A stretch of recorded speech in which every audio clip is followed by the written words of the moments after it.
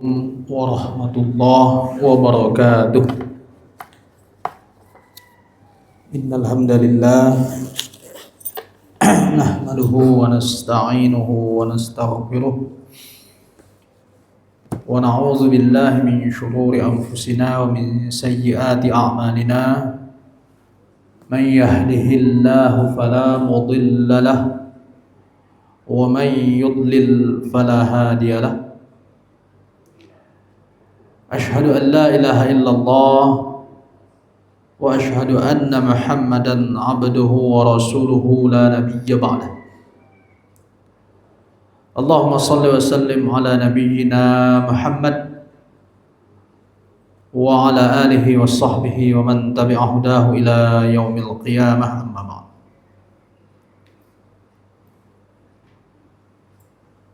Alhamdulillah, pertama-tama marilah kita senantiasa memanjatkan puji syukur kita kehadirat Allah Ta'ala.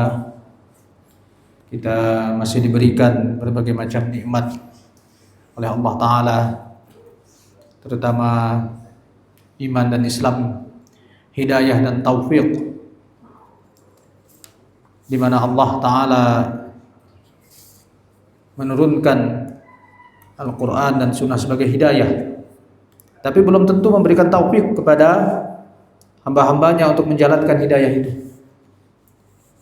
Maka ketika kita diberikan oleh taufik, kekuatan oleh Allah untuk menjalankan hidayah itu, kita datang ke masjid-masjid, kita beribadah kepada Allah. Di saat betapa banyak teman-teman kita, saudara-saudara kita yang tidak tergerak hatinya untuk, jangan kata untuk ibadah ke masjid, sholat pun belum tentu dilaksanakan. Maka terlihat seperti itu, semua keadaan biasa-biasa saja. Yang sholat dengan gak sholat, kok kayaknya makmuran yang gak sholat. Nah, itu sering kali terjadi. Orang melihat kehidupan itu sekilas seperti itu saja. Maksudnya akhirnya melempahkan pintu masuk bagi syaitan untuk membisikkan. Nah, itu dia tuh, teman-teman kamu gak sholat malah makin kaya, kamu sholat makin belangsak, banyak saja. Tapi itu ya ujian keimanan. Itulah ujian keimanan. Terutama untuk kepada kita, ya, biasanya prinsip-prinsip itu biasanya kita dengar dari anak-anak kita nih,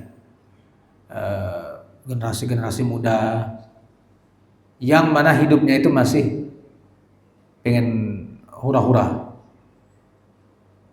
Itulah makanya kita lihat masjid-masjid, terutama kalau sholat subuh begini nih, isinya pada orang tua, orang-orang pensiunan, orang-orang yang, karena pada usia-usia itu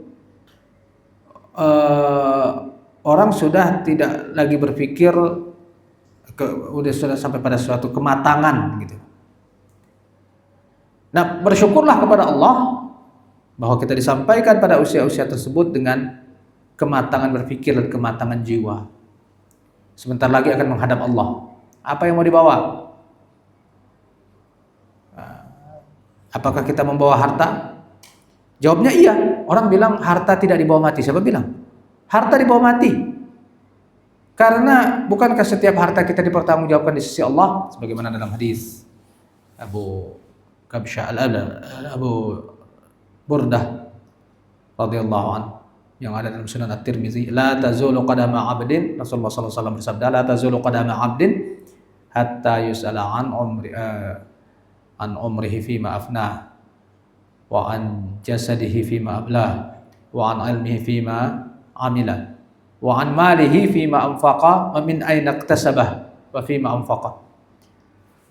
Tidak akan bergeser kaki seorang hamba di hari kiamat nanti sampai ditanya oleh Allah Ta'ala, mempertanggungjawabkan umurnya untuk apa digunakan, jasadnya, tubuhnya untuk apa dipergunakan selama di dunia ini, ilmunya untuk apa diamalkan, hartanya dari mana dia mendapatkan dan kemana diinfakkan. Itu dibawa mati. Jadi harta itu dibawa mati dalam arti pertanggungjawaban. Dan dengan hartalah orang bisa membeli surga. yang menginfakkannya di jalan Allah sesuai dengan ketentuan-ketentuan yang telah ditetapkan dalam syariat bagaimana menginfakkan harta. Jadi jangan remehkan masalah harta, karena dia dibawa mati. Ya, dia bisa membawa kita ke neraka, bisa pula membawa kita ke surga. Tergantung bagaimana caranya. Itulah perlunya ilmu. Ya, kalau orang tidak ada ilmunya, sebagaimana dalam hadis lain, dalam hadis Abu Kabsyah Al-Anmari radhiyallahu anhu yang ada dalam Sunan Ibnu Majah, perumpamaan dunia untuk 4 orang. Salah satunya adalah orang yang mempunyai Allah karuniakan atahullahu ilman wa mala. Allah berikan kepadanya harta, Allah berikan kepadanya ilmu dan harta. Bahwa yunfiquhu bi'ilmih, maka dia menginfakkan harta itu dengan ilmunya. Nah, itu yang akan adalah dalam riwayat At-Tirmizi wa huwa bi afdalil manazil. Dia berada dalam tingkatan tertinggi di antara keempat orang ini. Ya, sebaliknya Allah berikan harta tapi tidak Allah berikan ilmu, maka dia akan menggunakannya ke maksiat dan seterusnya. Nah, alhamdulillah kita melanjutkan pengajian kita pada masih membahas masalah as-siyasah syar'iyyah dari kitab Syekhul Islam Ibnu Taimiyah rahimahullah. As-siyasah syar'iyyah ini saya bacakan saja muqaddimahnya dulu. Nanti baru kita akan explore isinya. Kitab ini adalah surat yang ditulis oleh Ibnu Taimiyah rahimahullah pada salah seorang gubernur yang bertanya bagaimana apa kewajiban seorang pemimpin, bagaimana apa panduan, nasihatlah istilahnya. Maka beliau menulis surat ini ringkas ini, tetapi dengan konteks pada zaman itu, ya, pemimpin pada zaman itu, bagaimana menjalankan amanah dan bagaimana konsekuensi dan lain sebagainya pada konteks pemimpin zaman itu yang memang orang-orang semua menjalankan syariat, sehingga konteksnya adalah konteks pemimpin yang menjalankan syariat. Kita bacakan suratnya. Bismillahirrahmanirrahim. Ma taufiqi illa billah, kata Syekhul Islam. Alhamdulillahillazi awdaha lana ma'alimid din wa manna 'alaina bil kitabil mubin. Segala puji bagi Allah yang telah memberikan kita yang telah menjelaskan kepada kita rambu-rambu agama dan menghadiahkan atau memberikan manna, itu artinya memberikan dengan cuma-cuma. Al-Kitab Al-Mubin, keterangan dari Al-Quran yang telah nyata. Syara'a lana minal ahkam, mensyariatkan hukum-hukum kepada kita. Wa fassala bainal halali wal haram, menjelaskan mana yang halal, mana yang haram. Wa taqaddarat bihi masalihul khalq, dari itulah terciptalah kemaslahatan bagi para makhluk. Wa thabatat bihi qawaidul haqq, dan dengan itulah menjadi kokohlah kaidah-kaidah kebenaran. Maksudnya kaidah kebenaran dalam hal apa? Ya, terutama dalam konteks politik ini, dalam konteks pemerintahan ini, mana yang hak, mana yang batil. Udah jelas dalam keterangan-keterangan Al-Quran. Cuma para pengikut hawa nafsu, para ahli bid'ah, dan orang-orang yang ingin menyelewengkan kaidah-kaidah inilah yang membuatnya menjadi menjadi seakan absurd, menjadi abu-abu. Itulah yang harus dijelaskan oleh para ulama, para dai, karena masyarakat awam akan terpengaruh dengan itu. Kira-kira seperti itu. Nah, kemudian setelah itu beliau menjelaskan muqaddimahnya. Fahadhihi risalatun tatadammanu jawami'u min as-siyasatil ilahiyyah wal iyaliyatin nabawiyyah wala yastaghni, dan seterusnya. Intinya ini adalah risalah yang menjelaskan bagaimana siyasah. Nah, ada kalimat as-siyasah di situ. Siyasah artinya biasanya diartikan dalam bahasa Indonesia secara biasa diartikan itu politik. Dari kata sasa, Yesus, siasah sendiri artinya kalau udah jadi bahasa Indonesia, siasat. Siasat itu dari bahasa Arab, as-siasah. Kita menjadi bahasa Indonesia siasat. Siasat maksudnya apa siasat? Iya siasat, kita kan paham siasat itulah dia artinya. Apa siasat itu? Cara, upaya untuk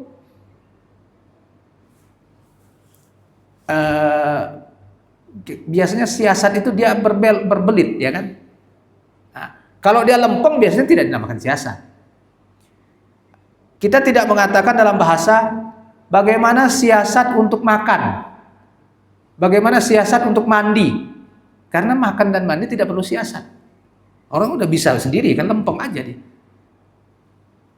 Tapi kalau bagaimana siasat untuk makan daging supaya empuk, nah itu baru ada siasat, ada cara. Atau bagaimana siasat makan bagi orang yang ompong, nah itu baru ada siasat, karena dia berbelit, dia ada cara. Nah kira-kira seperti itu. Nah jadi siasah artinya adalah cara ketika seseorang harus memilih cara yang tidak biasa, atau katakanlah dia berbelit, tidak lempeng, itu siasah. Arti dasar kata itu, dan itu pula yang dipakai. Misal kalau kita katakan siasah dalam hal politik, artinya cara mengatur pemerintahan. Karena pemerintahan tidak gampang. Itulah mengapa kepemimpinan dalam Islam itu menjadi sangat boleh dibilang sakral, dalam arti tanggung jawabnya besar, karena dia tidak gampang. Herannya orang-orang berlomba-lomba untuk jadi pemimpin, tapi dia lupa tanggung jawabnya bagaimana. Makanya Umar bin Abdul Aziz menangis ketika mendapatkan amanah jabatan. Kenapa? Karena dia tahu konsekuensinya apa. Kalau ada satu saja rakyat yang merasa terzalimi, dia nuntut di akhirat. Lalu bagaimana kalau misalnya seluruh rakyat merasa terzalimi, atau banyak rakyat terzalimi nuntut di akhirat? Pemimpin kan tidak akan dituntut di akhirat. Makin sesuai dengan kadar kepemimpinannya. Itulah yang menyebabkan banyak para ulama menolak jabatan-jabatan itu. Karena bukan dia menolak tidak suka sama, enggak, dia tahu konsekuensinya apa dan dia merasa tidak sanggup. Nah, jadi siasah artinya adalah itu tadi, boleh diartikan politik, karena politik itu tidak mudah. Tidak semua orang bisa melakukan itu. Makanya dalam setiap kumpulan masyarakat, entah itu kampung, bahkan masyarakat di hutan saja, masyarakat suku di hutan misalnya, dia punya pemimpin. Pasti. Jadi kepemimpinan itu adalah fitrah manusia. Bahkan hewan pun dia ada pemimpin kelompoknya. Begitu pula manusia. Dimanapun manusia, katakanlah di zaman purba, tidak ada pemerintahan, tidak ada politik, mereka tetap dengan sendirinya akan mengangkat pemimpin untuk mereka. Itu pasti. Jadi kepemimpinan itu adalah fitrah. Tidak ada satu masyarakat manapun yang tidak punya pemimpin. Kalau tidak ada pemimpin, mereka akan dengan sendirinya mengangkat pemimpin mereka sendiri. Nah, sehingga Islam mengatur, karena ini sudah fitrah. Islam mengatur apa yang harus dilakukan seorang pemimpin dan yang dipimpin juga. Beginilah. Maka dari itu, risalah ini Syekhul Islam menjelaskannya, wa hadhihi risalatu mabniyatun ala ayatil umara'i fi kitabillahi ta'ala. Risalah ini maksudnya surat kecil yang kepada gubernur tadi itu menjelaskan ayat al-umara, ayat tentang kepemimpinan yang ada dalam kitab Allah Ta'ala, wa hiya qauluhu ta'ala, yaitu firman Allah Ta'ala, innallaha ya'murukum an tu'addul amanati ila ahliha wa idza hakamtum bainan nasi an tahkumu bil adl innallaha ni'ma ya'idzukum bih innallaha kana sami'an basira. Surah An-Nisa ayat 58. Sesungguhnya Allah memerintahkan kepada kalian untuk melaksanakan amanah. karena kepemimpinan itu adalah amanah kepada yang berhak, kepada pemiliknya. Dan apabila engkau memutuskan perkara di antara manusia, hendaklah engkau menghukum dengan adil. Nah, ukuran adil nggak adil itu apa? Ukuran adil nggak adil itu adalah sesuai dengan syariat Allah. Kalau sesuai berarti adil, tidak sesuai berarti zalim. Innallaha ni'ma ya'idzukum bih. Betapa Allah telah mengajarkan itu kepada kalian. Sesungguhnya Allah Maha mendengar lagi Maha melihat. Nah, lalu di ayat berikutnya. Jadi dua ayat yang menjadi pedoman risalah ini, yaitu surah Al-Maidah, surah An-Nisa ayat 58 dan 59. Ya ayyuhallazina amanu atti'ullaha wa atti'ur rasul wa ulil amri minkum. Hai orang-orang yang beriman, taatlah kepada Allah dan Rasulnya dan para pemimpin di antara kalian. Fa in tanaza'tum fi syai'in farudduhu ila Allahi war rasuli in kuntum tu'minuna billahi wal yaumil akhir, dzalika khairum wa ahsanu ta'wila.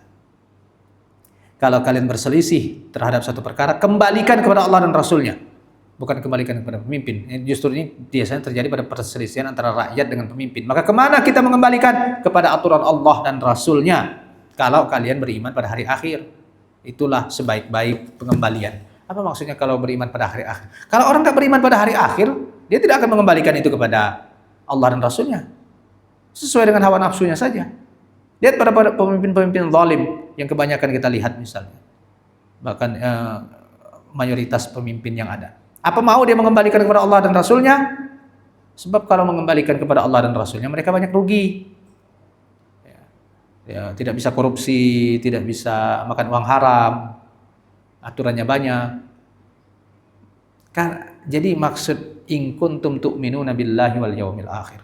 Kalau memang kalian benar beriman kepada hari akhir. Memang ada orang yang tidak percaya pada hari akhir. Ya ada saja. Tapi secara umum orang percaya pada hari akhir, maksudnya ada surga, ada neraka secara umum.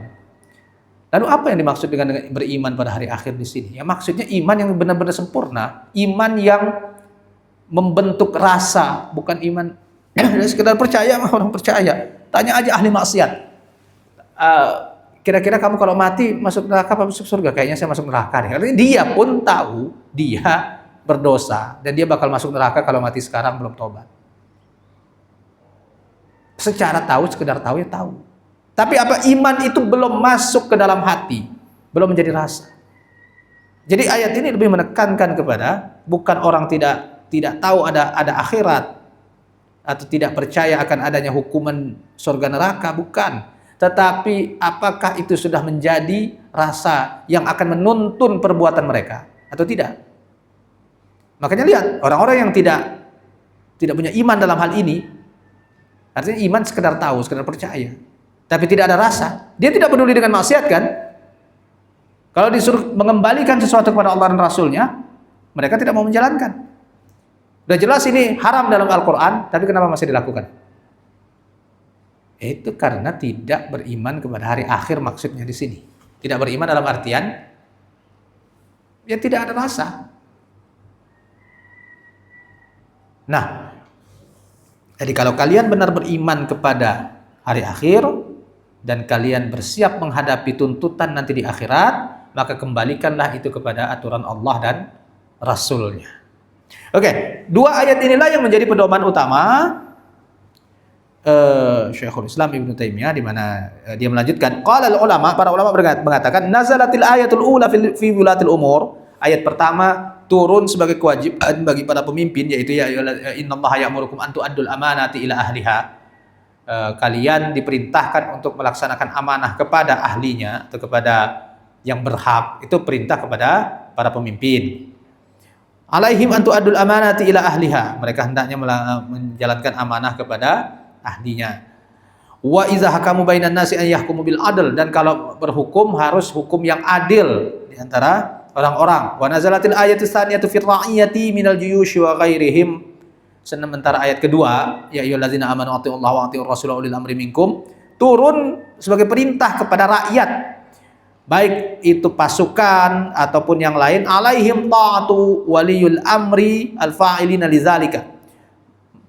Mereka yang dipimpin ini wajib mentaati atau patuh pada ulul amri yang melakukan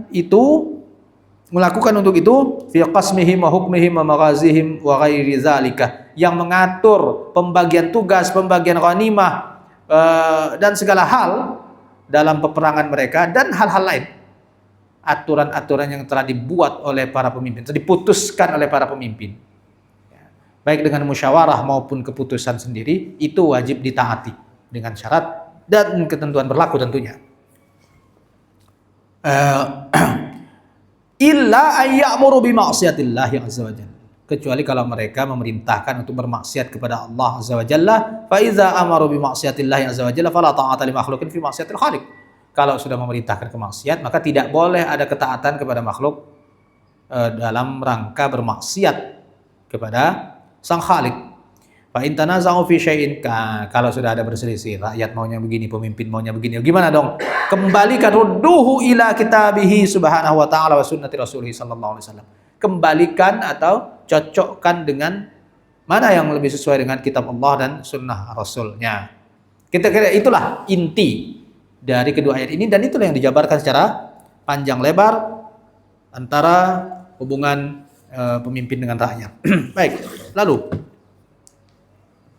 dalam rangka konteks ini pula, siapa yang disebut dengan waliul amri itu?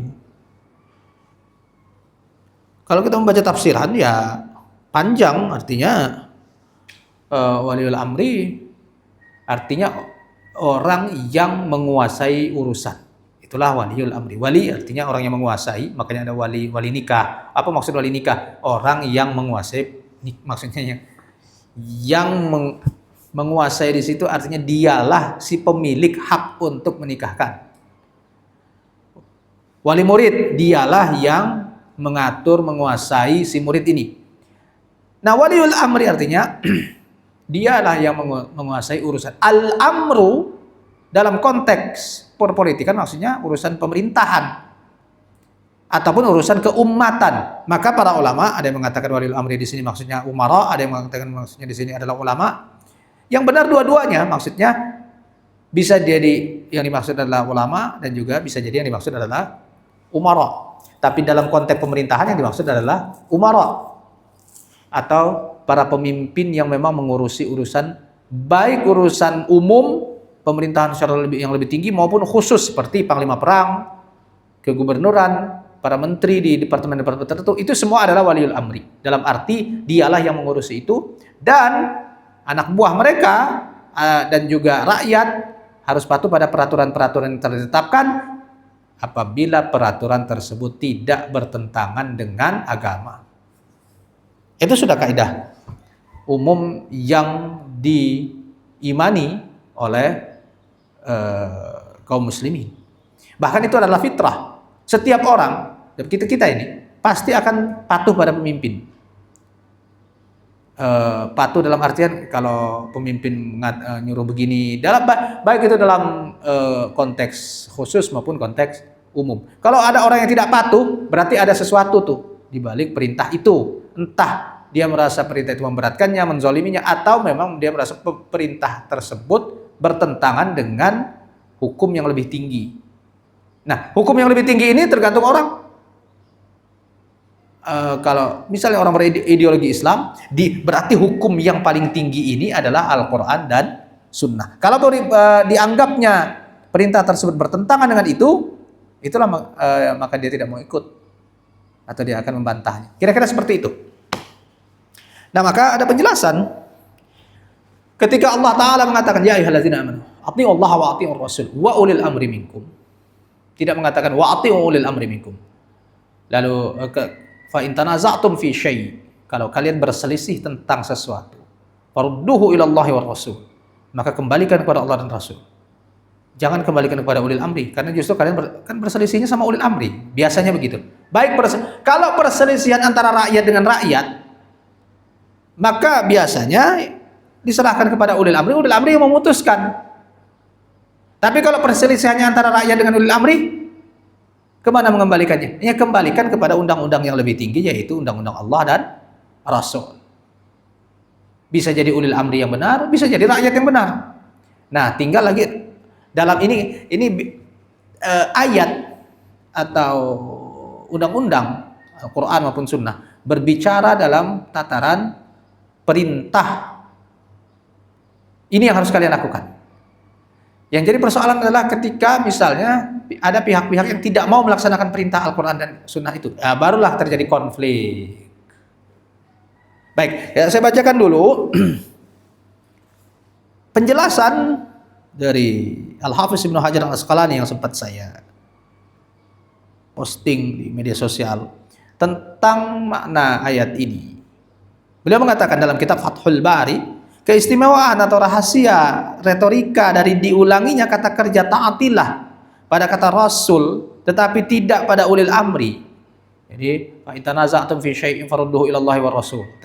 Kembalikan kepada Allah dan Rasul, dan tidak disebut kembalikan kepada waliul amri. Kenapa?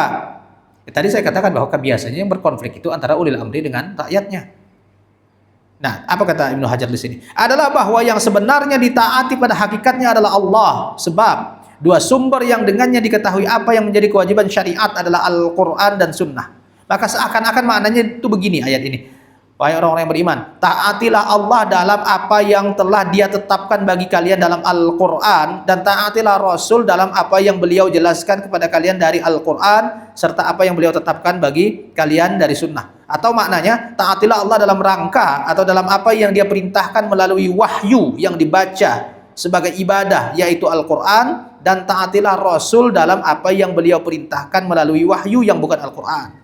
Jadi maksudnya taatilah apa yang ada dalam Al-Quran dan Sunnah. Al-Quran mengatakan kisas pembunuhan, dikisah ya ayyuhalladzina amanu kutiba alaikumul qisas fil qatla. Hai orang yang beriman, kalian diwajibkan melakukan kisas dalam kasus pembunuhan. Ya, lakukan itu. Kalau tidak nanti. Di antara jawaban yang indah adalah ucapan salah seorang tabi'in kepada salah seorang penguasa dari Bani Umayyah ketika penguasa itu berkata, bukankah Allah telah memerintahkan kalian untuk menaati kami dalam firman-Nya dan ulil amri di antara kalian? Nah, kalian tuh harus taat pada kami. Kira-kira gitu. Pemerintah Bani Umayyah saat itu mengatakan kepada seorang tabi'in, salafun as-salih, kalian kan harus taat. Ini perintah Allah loh. Kami waliul amri. Apa jawabannya? Bukankah Allah juga telah mencabut kewajiban taat kepada kalian apabila kalian menyelisihi kebenaran melalui firman-Nya, fa in tanaza'tum fi syai'in farudduhu ila Allahi war Rasul. Kemudian jika kalian berselisih dalam satu perkara, maka kembalikan kepada Allah dan Rasulnya, bukan kepada kalian. Jika kalian benar-benar beriman kepada Allah, maka dalam hal ini At-Tibi berkata, salah seorang ulama yang juga menulis syarah dari Al-Bukhari. At-Tibi ini kalau tidak salah di kitab Mirqatul Mafatih itu, atau kitab Al-Jami' As-Saghir, ada syarahnya dia.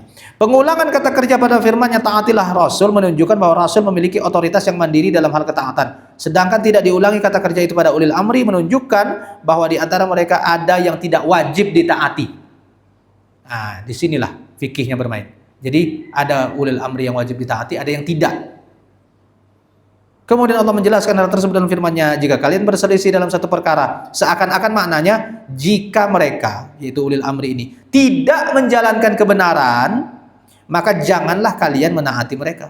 Kembalikanlah perkara yang kalian perselisihkan pada hukum Allah dan Rasul-Nya. Itulah maknanya.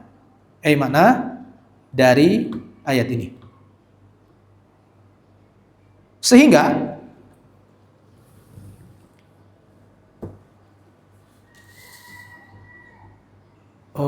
nanti biasanya bisa itu Pak ya, apa kalau nanti deh, mungkin deh bulan depan deh kali mulai pakai apa namanya proyektor, kalau bisa di ini nanti insya Allah kan saya presentasikan. Saya ada beberapa saya bikin note LM-nya itu ada, nanti insya Allah akan, atau kalau enggak nanti alhamdulillah bawa laptop dari situ materi-materinya. Jadi nah sekarang bagaimana kata Ibnu Taimiyah, wa illam taf'alu ulatul amri zalika, kalau sudah dikembalikan kepada aturan Allah dan Rasulnya tapi waliul amri tidak mau. Dia kan punya kuasa, dia punya kekuatan. Kita rakyat punya apa? Tapi kan kita rakyat bisa menyuarakan. Nah, ulil amri tidak mau. Gimana nih? Ati'u fima ya'muruna bihi min ta'atillahi ta'ala. Maka tetap kalian taat dalam perintah yang memang mengandung ketaatan kepada Allah Ta'ala. Yang baik-baik, yang benar ditaati. Li'anna dzalika min ta'atillahi wa rasulih. Karena itu sebenarnya adalah ketaatan kepada Allah dan Rasulnya. Wa uddiyat huququhum ilaihim kama amara Allah wa rasuluh. Dan hak-hak mereka dipenuhi sebagai ketaatan segala macam sebagaimana yang diperintahkan oleh Allah dan Rasulnya. Wa a'inu 'alal birri wat taqwa, dan pemimpin itu harus dibantu kalau menjalankan kebaikan dan ketakwaan. Jadi kalau dia memerintahkan kepada hal-hal yang baik, maka rakyat wajib membantu. Biarpun dia gak suka pada pemimpin itu karena zalim atau apapun, tapi kalau ketika memerintahkan yang baik, maka rakyat wajib membantu. Itulah juga dalam hal jihad misalnya.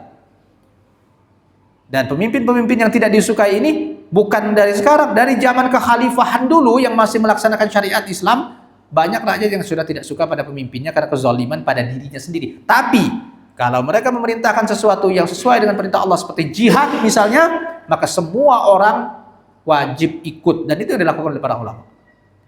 Karena mereka ketika mereka memerintahkan jihad berarti mereka memerintahkan syariat Allah.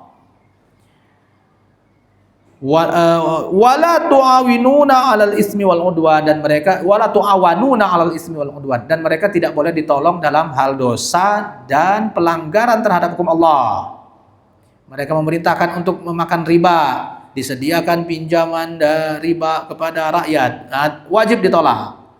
Rakyat hendaklah menghadiri konser musik, wajib ditolak. Misalnya seperti itu. Dan tidak boleh dibantu dalam artian disebarkan apa misalnya diperintahkan untuk menyebarkan kemaksiatan, maka tidak boleh dibantu. Wa idza kanatil ayatu qad aujabat ada al amanati ila ahliha wal hukma bil adli. Kedua ayat tadi An-Nisa ayat 58 dan 59 ini telah memerintahkan untuk melaksanakan amanah kepada ahlinya dan berhukum secara adil. Fahazani juma'us siyasatil adilah wal wilayatus salihah. Inilah ringkasan yang menyimpulkan politik yang adil dan kepemimpinan yang benar. Pedomannya itu, dua ayat itu. Dan itu penjabarannya yang akan panjang. Nah, jadi dalam rangka inilah kewajiban adanya pemimpin itu pasti. Dan itu fitrah. Setiap orang pasti kalau nggak ada pemimpin dia akan sendirinya mengangkat pemimpin sendiri. Manusia ini tidak ada manusia yang tidak punya pemimpin. Lalu pemimpin yang bagaimana yang ditaati itu, yaitu pemimpin yang menegakkan hukum Allah dalam ketaatannya pada hukum Allah. Tapi apakah semua pemimpin menegakkan hukum Allah? Tidak. Hatta dalam era kekhalifahan pun tidak semua menegakkan hukum Allah dalam artian yang 100% ya. Ada saja pelanggaran-pelanggaran. Maka Rasulullah sallallahu alaihi wasallam memberikan pedoman, la ta'ata li makhluqin fi maksiatillah. Tidak ada ketaatan dalam maksiat kepada Allah. Tetapi yang tidak maksiat, yang diizinkan oleh syariat, maka kalian wajib taat. Disinilah ada, ini namanya siasat. Para ulama mendefinisikan siasat syariah itu artinya adalah satu keputusan yang tidak terdapat dalam Al-Quran dan Sunnah, sehingga sang pemimpin ini wajib berijtihad. Itu namanya siasat. Yang tidak bertentangan dengan Al-Quran dan Sunnah, itu namanya siasat syariah. Jadi gini, kalau misalnya apa hukuman bagi kasus pembunuhan? Qisas, itu sudah bukan siasat lagi, itu perintah Al-Quran. Apa hukuman bagi pencuri dengan batasan tertentu potong tangan? Itu udah bukan siasat syariah lagi, itu adalah perintah Al-Quran. Was-sariq was-sariqatu faqta'u aydiyahuma. Nah, sekarang apa hukuman bagi koruptor? Di situ ijtihad bermain, tidak ada dalam Al-Quran misalnya. Tapi nggak boleh maksudnya jangan sampai pencuri ayam potong tangan, sementara pencuri triliunan rupiah tidak ada yang dipotong. Nah, kalau gitu apanya yang dipotong dong? Bukan masalah potong atau tidak potong. Ini bagaimana menganalogikan kejahatan ini dengan hukum-hukum yang pernah ada. Makanya para ulama berbeda pendapat dalam apa hukuman buat koruptor negeri, pencuri uang negara. Karena akan ada beda pencuri uang negara dengan pencuri uang swasta. Koruptor perusahaan kan ada. Dalam fikih nanti dibedakan. Nah, uang negara karena dia milik umum. Apakah dia bisa dimasuk kategori kasus pencurian? Ya, ada kemiripannya bahwa sama-sama mencuri yang bukan haknya. Tetapi ada bedanya bahwa yang namanya kasus pencurian dalam Islam itu adalah adanya pemilik. Nah, kalau uang negara itu kan pemiliknya umum. Nah, mencuri barang umum ini bagaimana hukumnya? Para ulama membahas itu.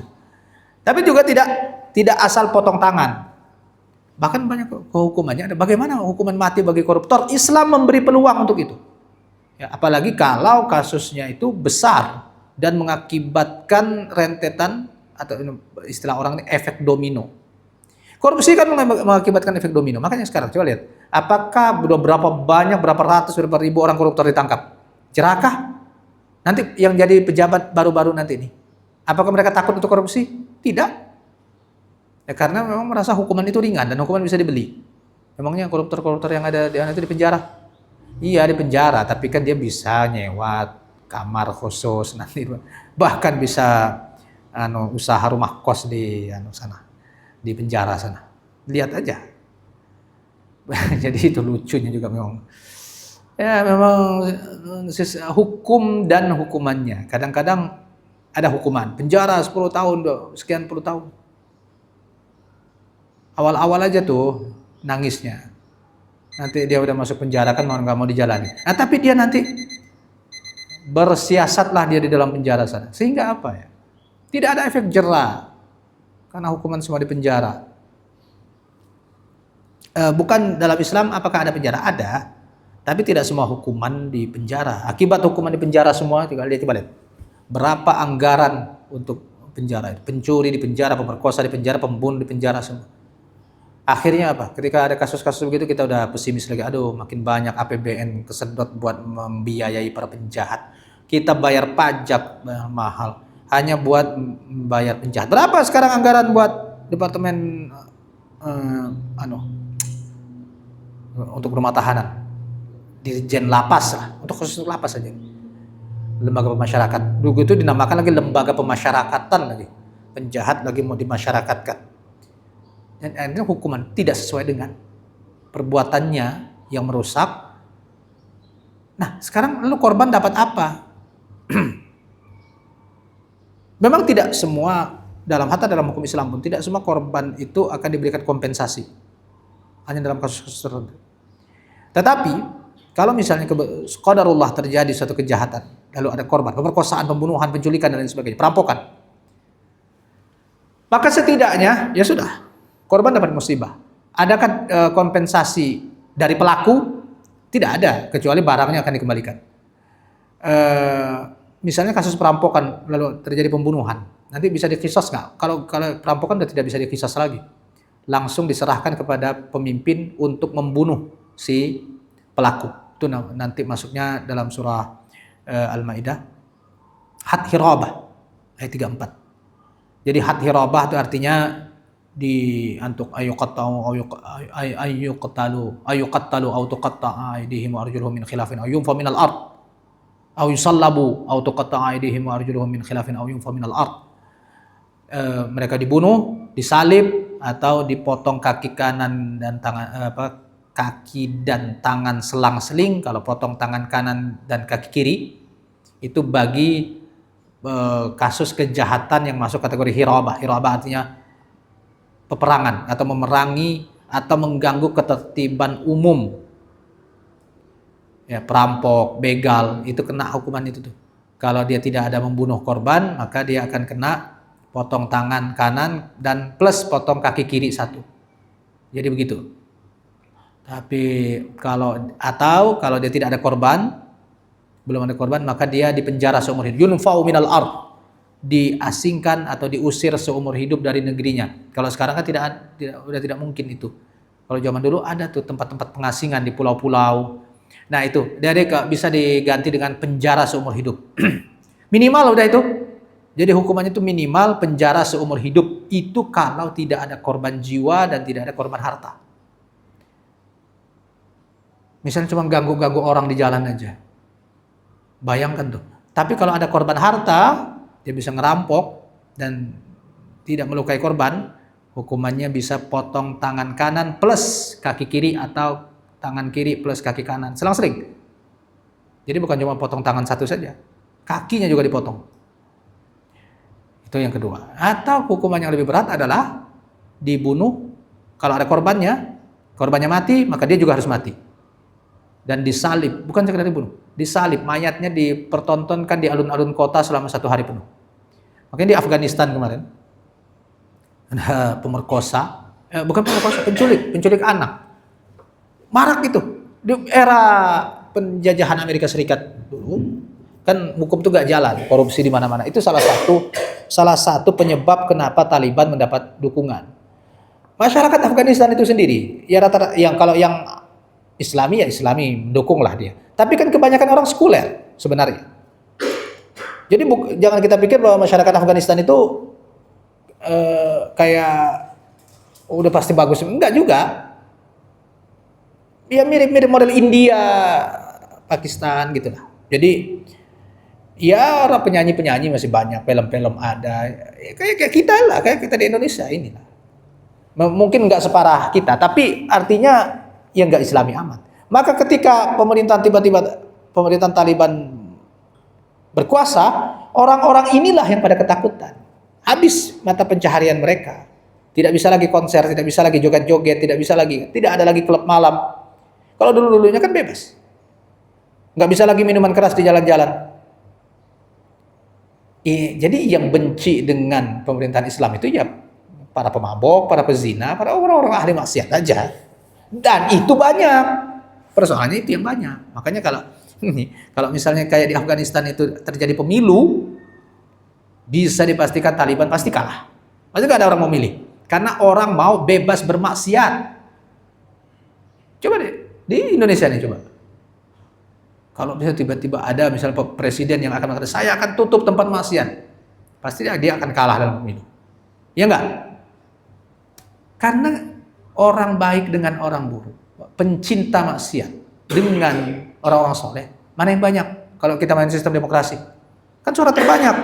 Suara perampok dengan suara ustadz sama nggak? Sama. Suara orang gila dengan suara profesor doktor yang ijazahnya asli sama nggak? Sama. Itulah dia kejelekan sistem demokrasi ini. Sistem yang tidak masuk akal, bahkan tidak masuk di akal Plato dan Socrates atau siapa tuh? Penggagas demokrasi zaman dulu, zaman Yunani itu. Pemilihan nggak semua rakyat milih, perwakilan rakyat saja yang milih. Jadi kayak macam dewan begitu, milih pemimpin. Bukan semua orang dari yang nggak antah berantah ikut milih juga. Mereka tahu apa. Itulah akibatnya. Ketika semua orang ikut milih, tinggal disogok, milih dia yang jahat-jahat itu. Lalu apa yang terjadi? Yang pintar-pintar pun ikut menanggungnya kan. Inilah bodohnya. Jadi bukan masalah sistem yang model begini nih. Bukan hanya bertentangan dengan agama, tapi bertentangan dengan akal sehat. Ya kalau dia kepemimpinan itu dalam skop yang kecil, misalnya pemilihan ketua RT, maksimal pemilihan kepala desa lah, masih maklum kita bila dilakukan pemilihan langsung oleh semua rakyat, karena kan dia mengenal betul siapa itu pemimpin, si calon kepala desa, calon RT ini. Sikapnya kecil. Tapi kalau sudah negara, mana rakyat itu tahu siapa, apa track record, apa program. Jadi yang dipilih siapa? Heran. Waktu dulu ada orang yang memilih calon yang terpilih ini. Karena kasihan. Ini benar-benar loh informasi dari ini warga kampung. Kenapa milih dia Pak? Orang kampung kan nggak tahu apa itu program, apa itu debat, apa itu nggak masuk di otak mereka. Kesian aja nih orang udah 2 kali kalah terus, sekali kan dia menang. Kali ini saya pilih dia. Ada yang jawab begitu. Ini kan nggak rasional. Lah, kalau yang tidak rasional makin banyak, ya inilah yang jadinya. Itulah, makanya kalau Islam berkuasa tidak boleh ada model pemilu begitu karena tidak rasional. Nggak masuk akal. Masa iya suara seorang penjahat sama dengan suara seorang ulama? Masa iya suara orang buta huruf, bahkan orang gila. Kemarin kan ada isu orang gila memilih. Memang ada undang-undangnya, ada kan gila itu kan ada tingkatannya. Kalau gilanya datang-datang ya mungkin pas pemilu dia waras, ya udah milih gitu. Tapi kan dia nggak tahu apa yang dia pilih. Masa iya sama dengan suara orang yang. Nah ini aja udah nggak masuk akal. Nggak usah bicara agama dulu dah. Ini akal sehat aja udah nggak benar. Jadi intinya kalaupun kita terpaksa melakukan itu ya karena mau nggak mau kita masuk pada mekanisme pertarungan ini. Yang penting kan kita Islam ini berkuasa dulu. Karena Islam wajib berkuasa. Nah, nanti kita akan masuk pada bahasan bahwa kepemimpinan ini adalah fardu kifayah. Kalau orang-orang Islam tidak berusaha untuk menegakkannya, maka semua orang Islam di negeri itu berdosa. Kita ini. Kalau tidak berusaha untuk menegakkan kepemimpinan Islam. Oh, tapi kan kita cuma rakyat. Ya minimal kitanya udah niat dan berusaha. Apa contoh usaha? Ceramah model gini, ini usaha. Menyadarkan kepada masyarakat pentingnya hukum Islam. Emang masyarakat kaum muslimin sudah mengerti tentang pentingnya hukum Islam? Banyak yang tidak. Bahkan saya mendengar dengan telinga saya sendiri, tetangga mengatakan, kalau hukum Islam itu saya nggak setuju. Kenapa? Oh masa kita harus potong tangan? Ini orang awam yang ngomong. Artinya orang ini belum sadar dengan agamanya sendiri. Jangan kata yang begitu. Sholat aja banyak yang enggak. Baca Quran banyak yang enggak. Inilah jadi dakwah itu dari yang paling mendasar sampai kepada tingkatan yang paling tinggi kepemimpinan. Dari mana mulainya? Ajarin orang ngaji dulu, ajak orang sholat dulu, itu mulainya dari situ. Baru nanti kita bicara tentang yang lebih berat lagi. Nggak usah ngomong politik pemimpinan dulu deh, sholat aja dulu, bener nggak sholat? Wudunya udah bener belum? Betapa banyak orang-orang yang tidak mengerti tata cara sholat. Dulu saya pernah punya pengasuh anak dari sebenarnya daerah yang banyak pesantren. Saya suruh dia sholat pas singgah ke mall Depok, suruh sholat di musola. Udah sholat lah dia sendiri. Pas saya lihat kamu sholat kok nggak pakai mukena? Dia nggak sholat nggak pakai mukena, nggak pakai jilbab. Dari mana ini ajaran siapa ini? Nggak, maksudnya sampai separah itu tingkat keawaman orang, padahal dia ya memang cuma lulusan SD, tapi setidaknya masa ya di kampung nggak ada pengajian di musola masjid, anak-anak kota, anak-anak yang tinggal di rel kereta nggak ngerti begituan masih wajar. Ini orang kampung. Tapi ini menunjukkan apa? Menunjukkan makin parahnya pengetahuan masyarakat kita ini. Karena kan kita melihat tuh dengan kacamata, dengan yang kita lihat. Pengajian banyak kok, yang hadir banyak, iya, yang hadir banyak, tapi yang dia bahas apa hal dasar apa tidak.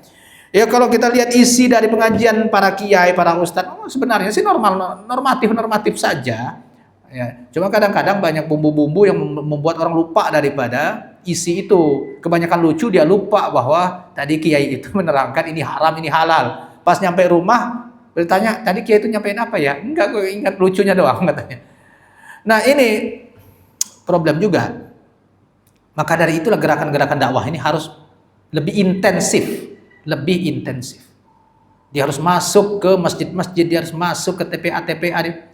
Yang mau menjalanin siapa? Ini kan butuh tenaga banyak. Jadi butuh support dari banyak pihak. Nggak gampang kan ngajarin anak-anak itu, anak-anak kecil itu. Dan berapa satu orang sanggup berapa sih? Jadi kita butuh banyak tenaga, kita butuh banyak waktu, butuh banyak dana untuk itu semua. Nah ini yang harus disupport. Itu bagian dari, karena gini, pengamalan Islam itu tidak parsial, dia menyeluruh, tapi memang bertahap. Jadi jangan berpikir kita tidak peduli dengan perpolitikan dan kepemimpinan. Enggak, kita peduli, tapi memulainya dari hal-hal yang paling kecil dan yang kita bisa dulu. Minimal adalah ya menyampaikan pengajian-pengajian model begini. Berapa banyak orang yang membahas masalah wajibnya berhukum dengan hukum syariat. Banyak orang yang masih belum paham. Bahkan bisa jadi banyak orang merasa enggak apa-apa kita punya presiden non-muslim juga enggak apa-apa. Mungkin banyak. Buktinya pemilihan di Jakarta kemarin aja, waktu Ahok sama Anies, suara Ahok, gelombang pertama menang loh kalau tidak salah saya. Dan karena ada 3 calon, di gelombang kedua barulah kalah. Itu pun nggak jauh, 60-40. Yang non Muslim milih dia wajar, kita tidak ya wajar lah orang memilih seagama. Tapi yang Muslim memilih dengan sedemikian isu yang sudah digoreng, masih juga berarti ini kan menunjukkan bahwa kesadaran politik umat Islam memang dalam tahap titik nadir. Karena waktu itu ya, saya ingat betul itu, di kawasan dakwah tempat kami berdakwah, itu datang seorang ustadz ceramah khusus, dipanggil oleh tim kampanyenya Ahok. Ustadz yang ceramah, menjelaskan pluralitas. Jadi sebenarnya dia bukan cuma ceramah, dia mau kampanye. Meyakinkan kaum muslimin bahwa memilih non-muslim ini tidak apa-apa. Maaf, bangsat gak tuh? Itu kan sangat bagaimana udah jelas-jelas hal-hal yang prinsip dalam agama dibelokkan oleh duat ala abwabi jahannam ini. Para penyeru ke pintu-pintu jahannam ini. Dai-dai sekuler misalnya, bangkit lagi mereka. Itu problem lagi. Harus dibantah juga, harus dijawab juga oleh para mujahidin ilmu. Jadi PR kita banyak. Tapi justru dengan banyak inilah kita berarti jalan surga kita banyak. Yang penting kita mau nggak masuk ke dalamnya, masuk dalam pusaran perjuangan ini, itu yang paling penting. Dengan apa yang kita bisa. Jadi yang bisa ngajar, yang nggak bisa ngajar, support dana, apapun. Maka prakteknya insya Allah nanti kalau misalnya saya menggalang donasi untuk kegiatan-kegiatan dakwah, tolong disupport Bapak sekalian. Ya. Karena hanya dengan itulah kegiatan dakwah kita tetap berjalan. Kalau tidak begitu ya takutnya nanti di akhirat kita juga diminta pertanggungjawaban tentang itu. Karena partisipasi kita ternyata kurang dibanding dengan kemampuan kita. Kalau partisipasi dengan kemampuan tidak seimbang, maka kita tetap akan berdosa. Tapi kalau partisipasi dan kemampuan sudah seimbang, barulah kita lepas tanggung jawab. Gitu. Itu aja prinsipnya. Partisipasi dalam hal apa? Kita kan tidak cukup hanya prihatin. Masa sekedar nyumbang 2.000, 20.000 aja nggak bisa? Padahal penghasilannya kaya misalnya. Itu berarti kan antara partisipasi dengan kemampuan tidak seimbang. Tetap dosa. Takutnya tetap dosa. Begitu. Itu yang biasa saya sampaikan pada kesempatan ini. Silahkan kalau ada pertanyaan.